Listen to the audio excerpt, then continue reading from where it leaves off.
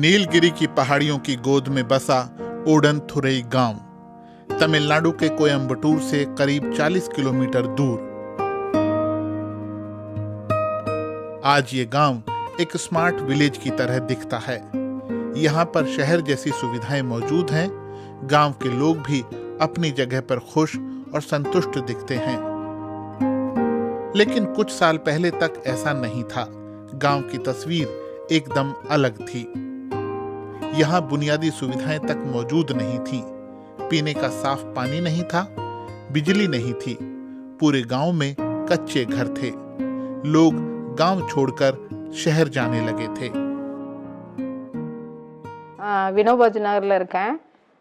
मैं यहाँ 20 साल से रह रही हूँ।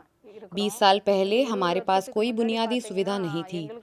हम एक झोपड़ी में रहा करते थे। ना बिजली की सुविधा थी और ना ही पानी की। हमें पीने का पानी लेने के लिए 3 किलोमीटर जाना पड़ता था। हमारे बच्चों को ये तक नहीं पता था कि बिजली किसे कहते हैं। अपना राशन लेने के लिए हम 3-4 किलोमीटर दूर जाते थे। इससे हमारा पूरा दिन निकल जाता था।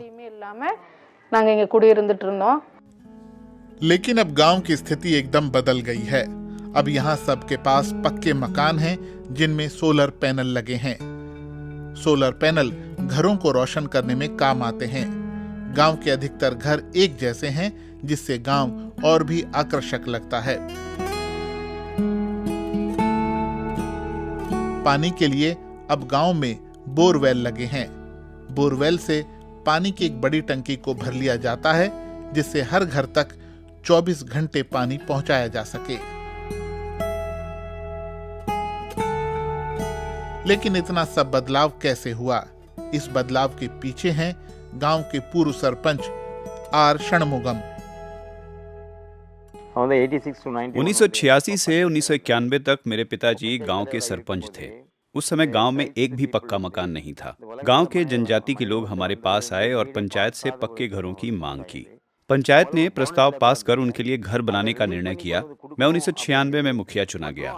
तब गांव के और लोगों ने भी पक्के घरों की मांग की। मैंने पंचायत के फंड से इंतजाम किया और दूसरे लोगों के लिए भी घर बनवाने का प्रस्ताव पास किया। गांव से सारी झोपड़ियों को हटाया गया और उनकी जगह बुनियादी सुविधाओं के साथ पक्के मकान बनाए गए। इससे गांव से पलायन कर गए लोग वापस आने लगे। 20 साल में हमारी जनसंख्या 1600 से 10,000 हो गई है। ये लक्ष्य हमने भ्रष्टाचार मुक्त काम की नीति से हासिल किया। लोग अपने गांव की देखभाल खुद अच्छे से करते हैं और खुश हैं। कुछ साल पहले तक यह इलाका केले का बाग हुआ करता था, लेकिन अब इस इलाके में सारी सुख सुविधाएं हैं। यहाँ एक स्कूल भी है। हालांकि ये देहाती इलाका है, लेकिन यहाँ शहर की तरह विकास हुआ है। यहाँ आसपास कोई और ऐसा इलाका नहीं है।